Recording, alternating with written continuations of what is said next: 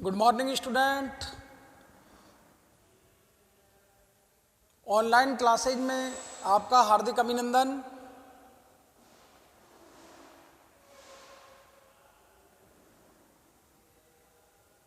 BA BEd BSc BEd 4th year integrated course gender school and society.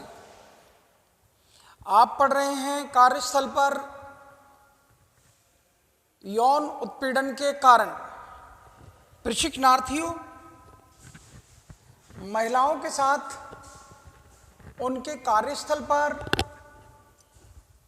होने वाले उत्पीड़न के बारे में और उस उत्पीड़न के कारणों के बारे में आपको अध्ययन कराया जा रहा है। प्रशिक्षणार्थियों, जब महिला शिक्षा का विकास हुआ, आज़ादी के बाद ये विकास देखने को मिला और स्वतंत्र भारत में खुली हवा में महिलाओं ने सांस ली और उसका परिणाम ये निकला कि महिला शिक्षा को हमारी सरकार ने बढ़ावा दिया और महिलाएं विकास के मार्ग पर चल निकलीं।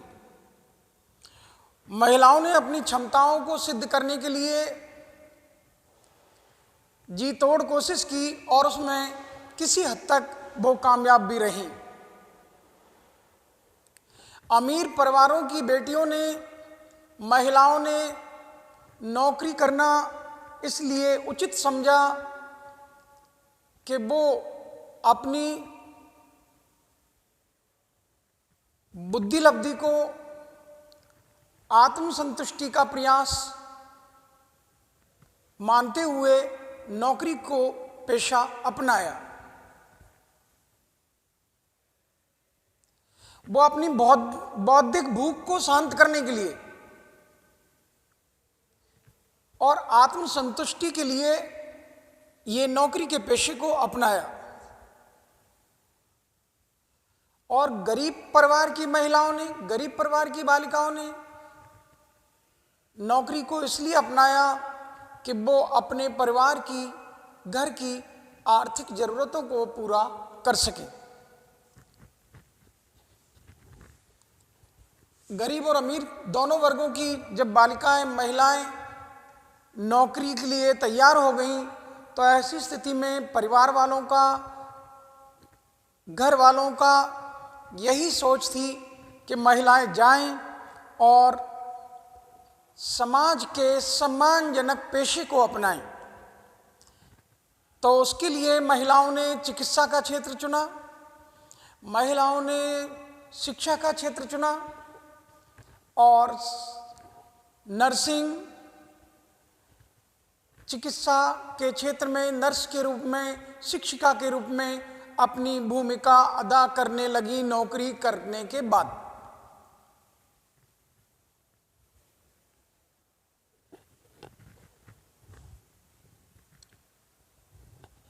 और जब वो शिक्षा के बढ़ते प्रभाव का, शिक्षा के विकास का लाभ उठाने लगी तो अन्य व्यवसायों में भी जाने लगी और व्यवसायों में जाकर वहाँ अपनी क्षमता, वहाँ अपनी योग्यता का परचम लहरा दिया, अपने आप को सिद्ध करके बताया। चाहे वो स्टेनोग्राफर हो, टाइपिस्ट हो, इंजीनियरिंग हो, मेडिकल की लाइन हो, सेना हो, पुलिस हो, भारत का ऐसा कोई भी विभाग नहीं छोड़ा जिसमें महिलाओं ने अपनी भागीदारी या अपनी काबिलियत को सिद्ध नहीं किया हो।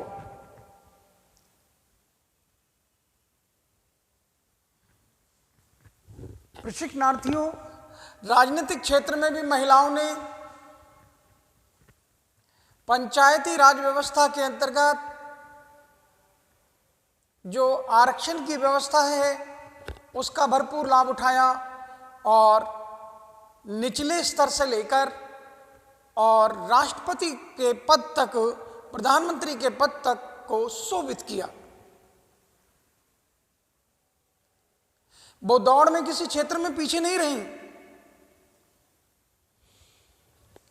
ऐसी महिलाओं के प्रति संवेदनशीलता हमारी सरकारों की ये देन है, हमारे संविधान की ये देन है कि हमारे संविधान निर्माताओं ने महिलाओं को सम्मानजनक स्थिति में ला दिया। लिंग संवेदीकरण की ये भूमिका है ही कि हमारे संविधान की ये महत्वपूर्ण भूमिका है जिसमें पुरुषों के समान महिलाओं को खड़ा किया गया। प्रशिक्षणार्थियों, बात थी कि अगर लिंग संवेदीकरण को लाना है तो महिलाओं की शिक्षा को बढ़ाना होगा और महिलाओं को आर्थिक स्वावलंबी बनाना होगा, आर्थिक स्वतंत्रता प्रदान करनी होगी। ये हमारे संविधान निर्माताओं ने महिला हितों को साधते हुए, महिला हितों को ध्यान में रखते हुए ये निर्धारित किया कि महिलाओं को आर्थिक रूप से स्वावलंबी बनाना है और महिलाओं को शिक्षा प्रदान करनी है।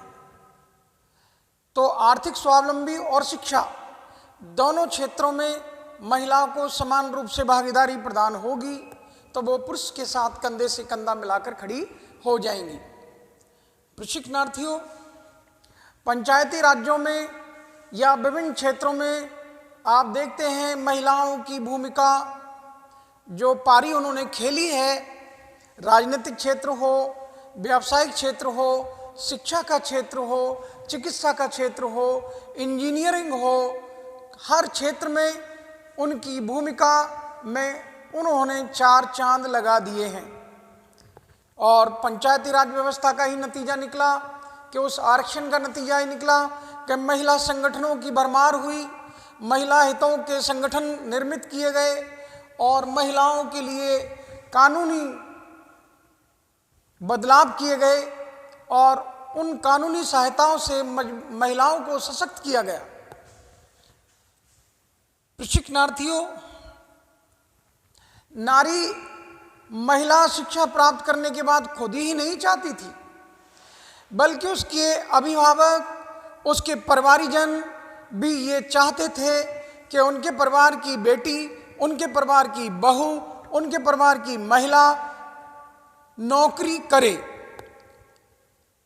अर्थात कोई भी पेशा अपनाए, कार्य करे और वो अपनी योग्यता को, अपनी क्षमता को वहां जाकर सिद्ध करे। तो गरीब परिवारों ने आर्थिक हितों को साधने के लिए, अमीरों ने अपनी बौद्धिक भूख को मिटाने के लिए, आत्मसंतुष्टि के लिए नौकरी को पेशा अपनाया। नौकरी करने के लिए ये महिलाएं तैयार हो गईं। प्रशिक्षणार्थियों, आप मेरी बात समझ सकते हैं। मैं आपसे जिक्र कर रहा हूं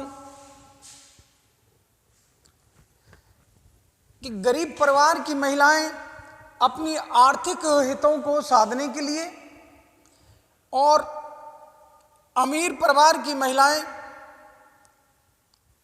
अपनी बौद्धिक भूख को कम करने के लिए, आत्मसंतुष्टि के लिए नौकरी के पेशे को अपनाया। प्रशिक्षणार्थियों, नौकरी करने के लिए महिलाओं ने सम्मानजनक नौकरियों को चुना और वो नौकरी पर निकल आईं, लेकिन नौकरी पर आ तो गई। अब बात थी महिलाओं की सुरक्षा को लेकर, महिलाओं के आत्मसम्मान को लेकर। तो जिस कार्यस्थल पर, चाहे वो सरकारी कार्य हो स्थल हो या गैर सरकारी कार्यस्थल हो, उनको जो काम करने के मौके दिए गए तो वहाँ उनको उत्पीड़न का शिकार होना पड़ा।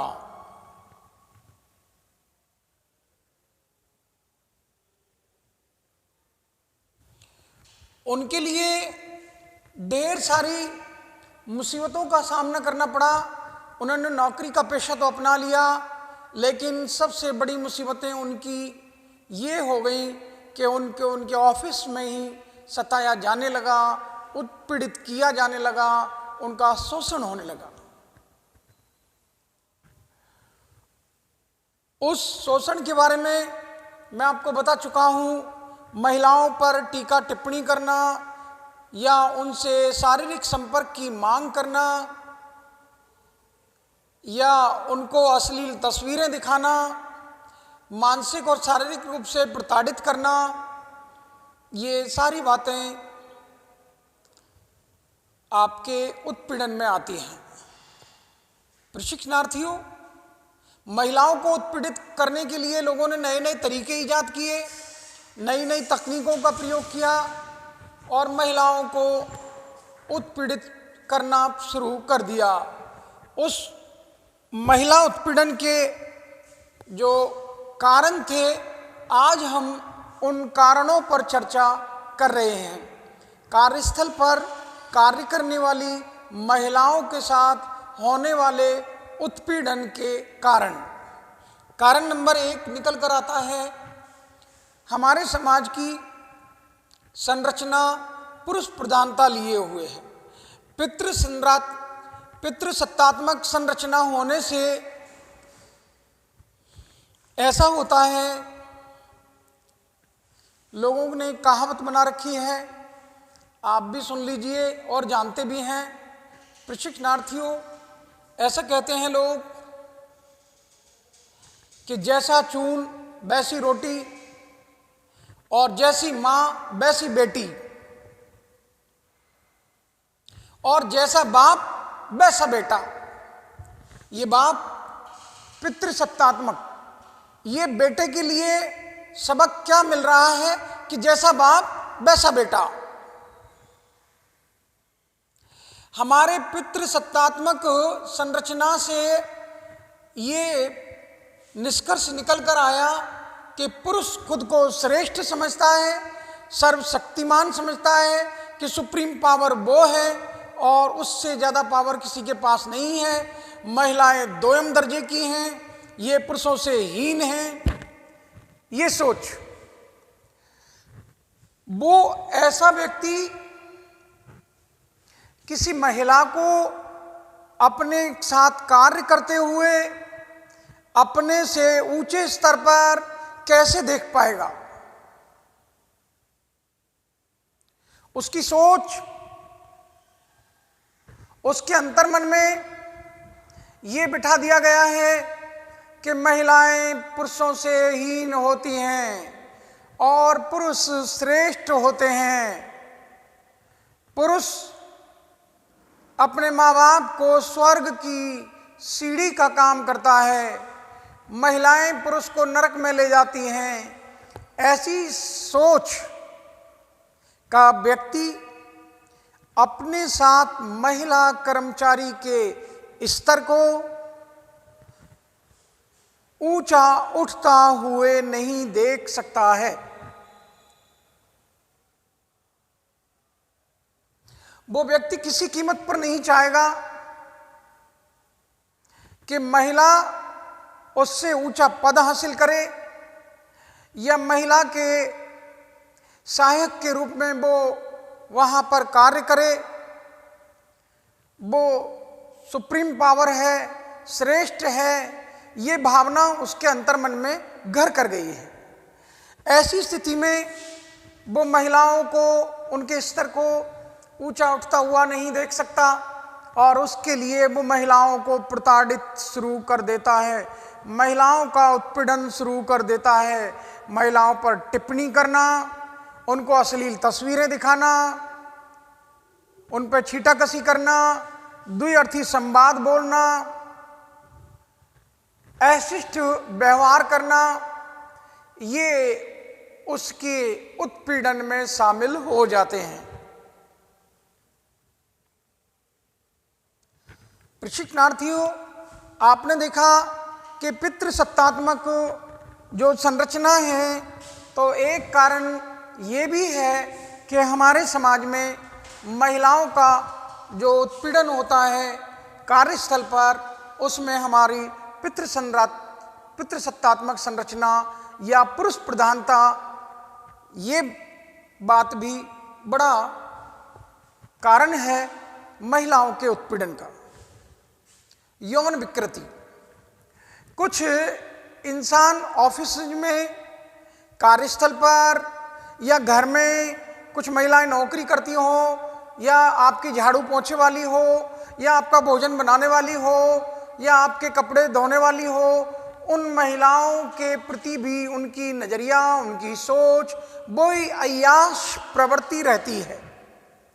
ये विकृत प्रवृत्ति के लोग, ये अय्याश प्रवृत्ति के लोग, ये कैसे हैं? खासतौर से चाहे सरकारी संस्था हो या गवर्नमेंट, सरकारी या गैर सरकारी संस्थान, दोनों संस्थानों में ऐसी सोच के व्यक्ति मिल जाते हैं, क्योंकि आजकल सरकारी गैर सरकारी संस्थाओं में महिलाओं की बहुत भीड़ इकट्ठी हो गई है।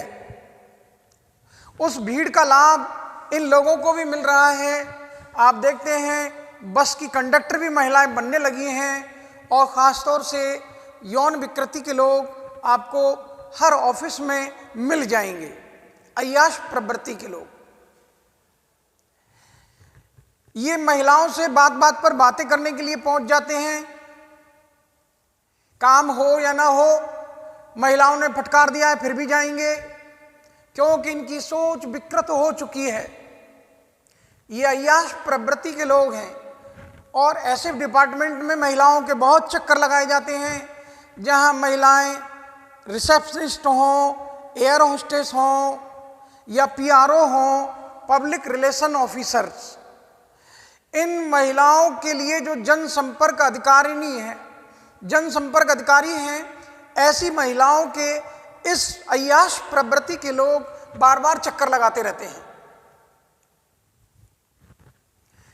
इनके द्वारा महिलाओं का यौन उत्पीड़न किया जाता है। आपने पंजाब के पूर्व डीजीपी केपीएस गिल साहब और आईएएस अधिकारी तत्कालीन समय की रूपेन देओल बजाज का एक केस सुना होगा, जिसमें बड़े रईसों की महफिल में ये डीजीपी महोदय केपीएस गिल साहब भी थे और रूपेन देओल बजाज भी थी।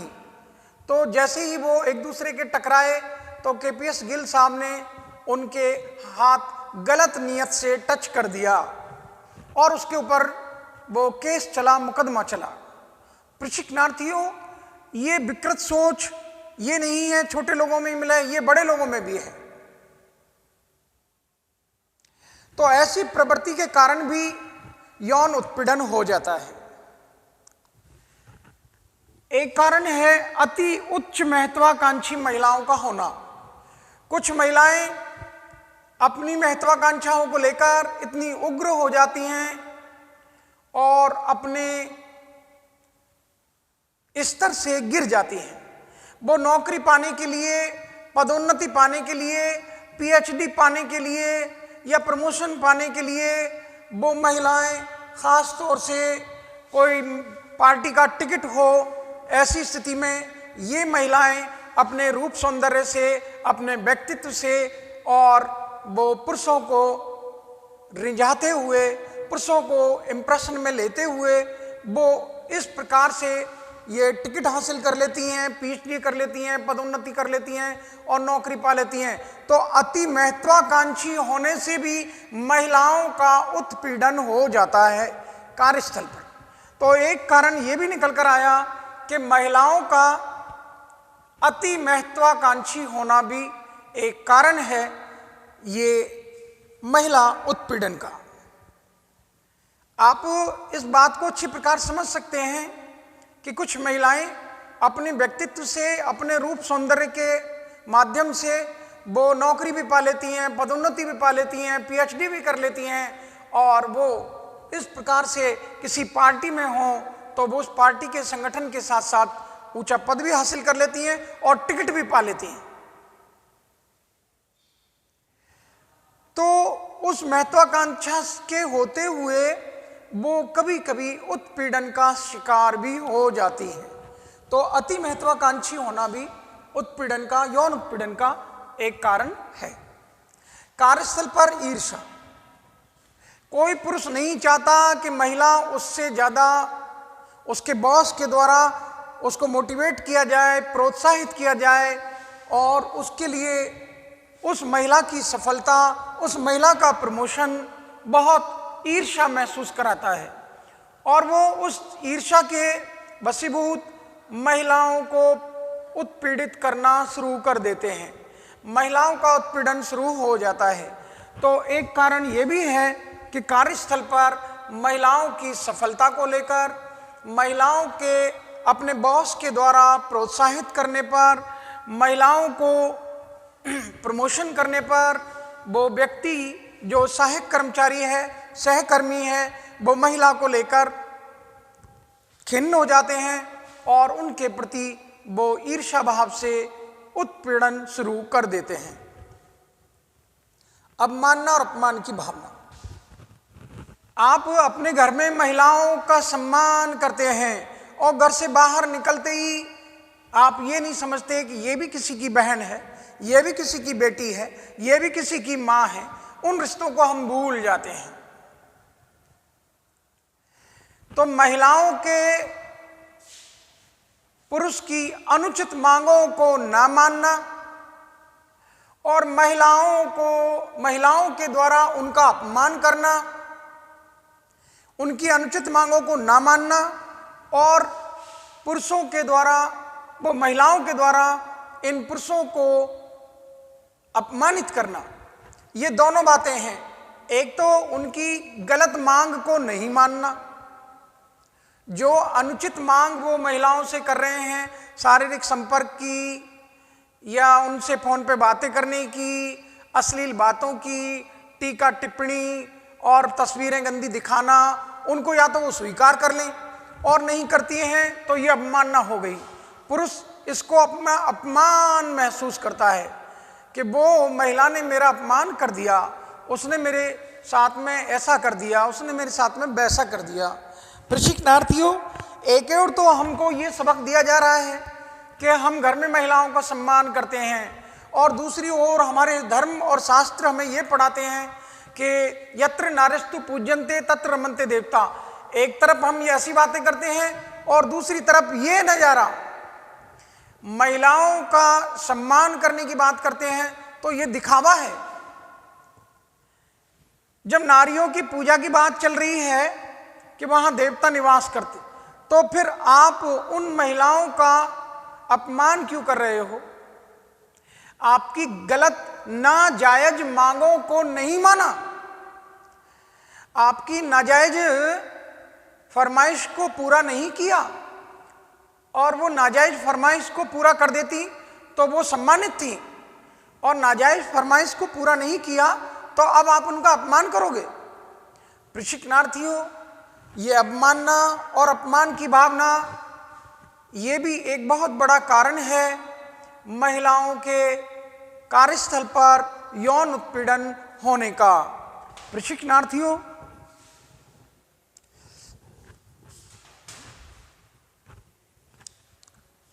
पुरुष श्रेष्ठता। जैसा कि मैं आपको पहले बता चुका हूं कि हमारा समाज पुरुष प्रधान समाज है और पुरुष की प्रधानता होने से मनुष्य के, इंसान के या पुरुष के अंतर्मन में ये बात गहराई से बैठ गई है कि उसके जैसा दुनिया में कोई दूसरा नहीं है। महिलाएं उसके लिए दोयम दर्जे की हैं। ये सोच उससे महिलाओं का उत्पीड़न कराती है।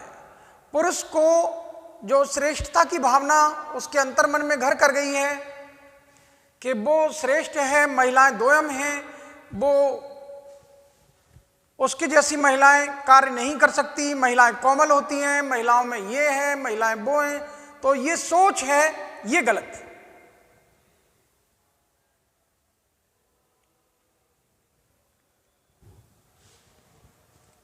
हमारे मीडिया का भी प्रभाव है कि आप देखते हैं मीडिया और सोशल मीडिया पर जो एंकरिंग कर रहे हैं उनका भी ये प्रभाव पड़ता है कि उनकी बनावट, उनका रहन सहन, उनकी लाइफस्टाइल और जो मीडिया में दिखाया जा रहा है बदसलूकी, तो उससे जो क्राइम पेट्रोल और ऐसे जो दिखा रहे हैं उसमें आप एक तरफ तो उनको मिटाने की बात करते हैं और दूसरी तरफ आप ये देखिए कि विकृत प्रवृत्ति वाले लोगों को ये रास्ता मिलता है कि इस प्रकार से भी हरकतें की जा सकती हैं, इस प्रकार से भी अपराध किए जा सकते हैं, इस प्रकार से भी हिंसा की जा सकती है।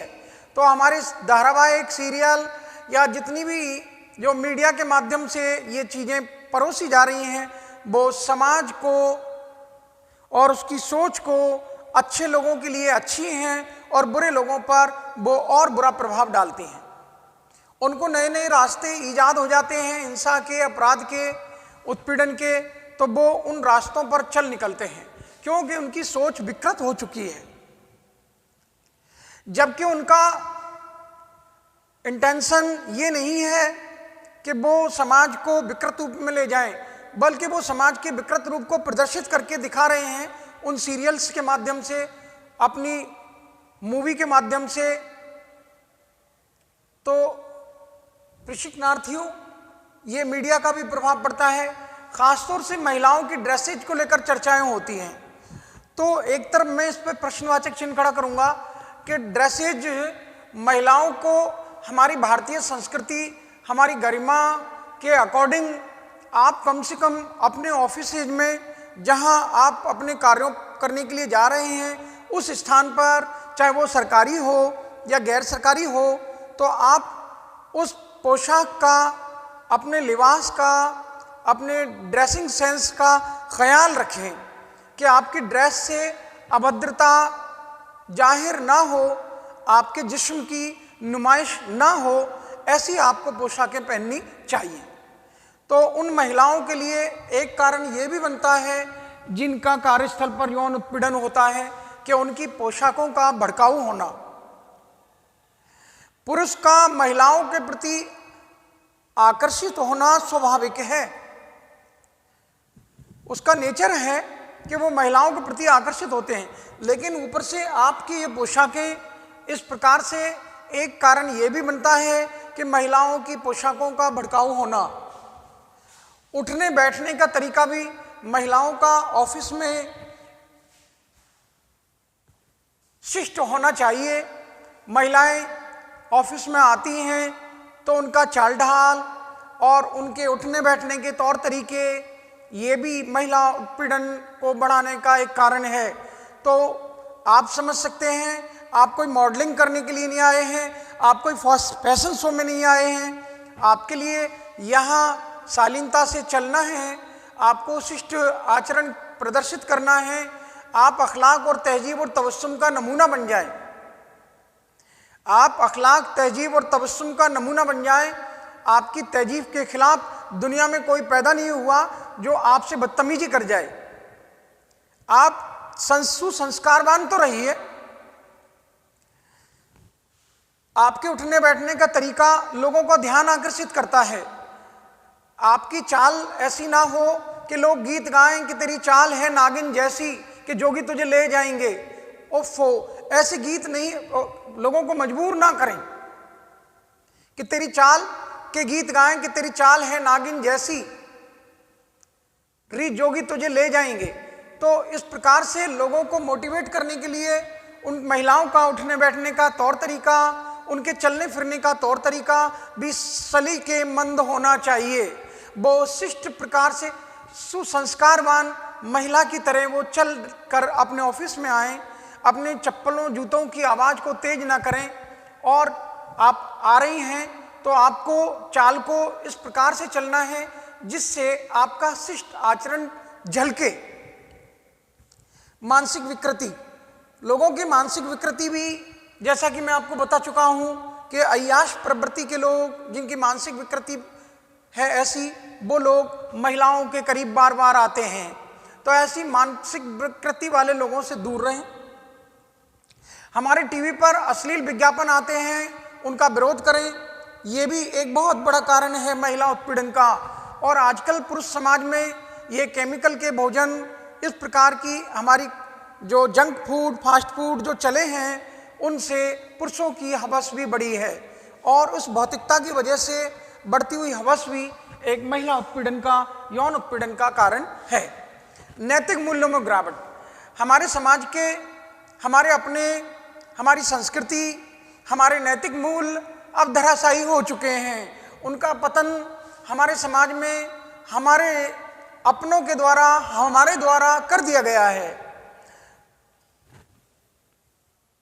सत्यम शिवम सुंदरम, ये हमारी संस्कृति, ये हमारे नैतिक मूल्य, और सदा सत्य बोलो,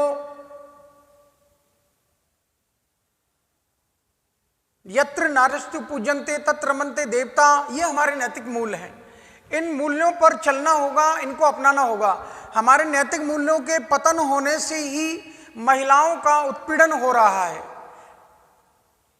कार्यस्थल पर ये नैतिकता के गिर जाने से नैतिक स्तर, पुरुषों का चारित्रिक स्तर गिर गया है। प्रशिक्षणार्थियों, जैसा कि मैंने आपको कहा था कि अफलातून का एक डायलॉग है, उनका एक संवाद है, अनमोल वचन है, आपकी नजर करता हूं। किसी राष्ट्र का निर्माण चट्टानों से, झरझर बहते झरनों से और उसकी खूबसूरत इमारतों से और उसके बाग बगीचों से नहीं होता, कलकल बहती नदियों से नहीं होता, झरझर गिरते झरनों से नहीं होता। उस राष्ट्र का निर्माण होता है उस देश के नागरिकों के चरित्र से। तो आप चरित्रवान बने, औरों को चरित्रवान बनाएं, ईमानदार बने और औरों को ईमानदार बनाएं, भ्रष्ट आचरण से बचें, भ्रष्टाचार मुक्त समाज का निर्माण करें। निश्चित रूप से हमारे नैतिक मूल्य लौट आएंगे। आप बो क्या रहे हो?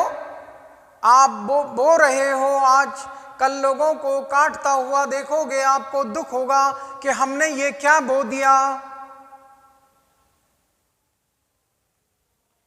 आज जो बो रहे हैं कल लोगों को काटता हुआ देखेंगे और ये सोचेंगे कि हमने ये क्या बो दिया, हमने अपने समाज को नैतिक मूल्यों से गिरा दिया।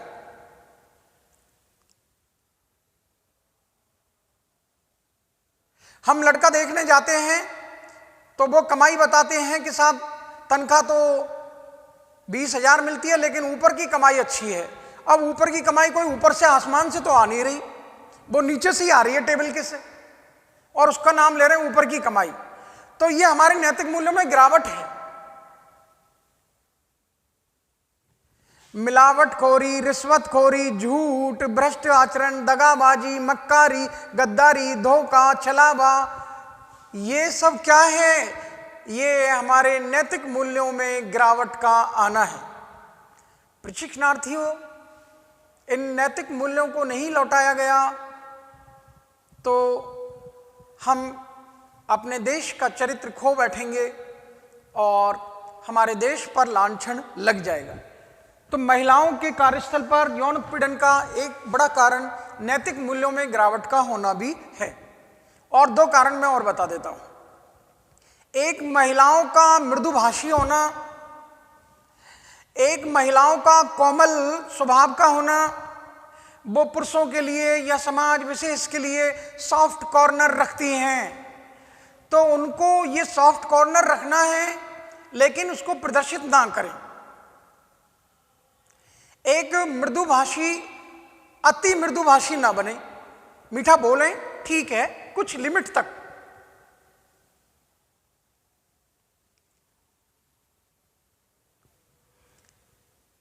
लैला नाम की अभिनेत्री, लैला और मजनू के किस्से सुने होंगे। लैला बिल्कुल ब्लैक सांवले कलर की थी, काले रंग की थी। मजनू ने इनको कभी नहीं देखा, लेकिन लैला की आवाज सुनी और उस आवाज को सुनकर मोहित हो गया। और आप देखते ही पूरी दुनिया में उनके मोहित होने के किस्से प्रसिद्धि प्राप्त हैं, लैला और मजनू। जबकि बेमेल, मजनू एकदम गोरा और लैला एकदम काली। लैल अरवी का फर्श है अरबी भाषा का शब्द है जिसमें लैल कहते हैं रात्रि के लिए, तो रात्रि मीन्स कालिमा से, और वो मजनू गोरे थे, लेकिन आवाज सुनकर वो फिदा हो गए। तो महिलाओं को पुरुषों के साथ में बोलते समय अति मधुर वाणी का प्रयोग भी नहीं करना है।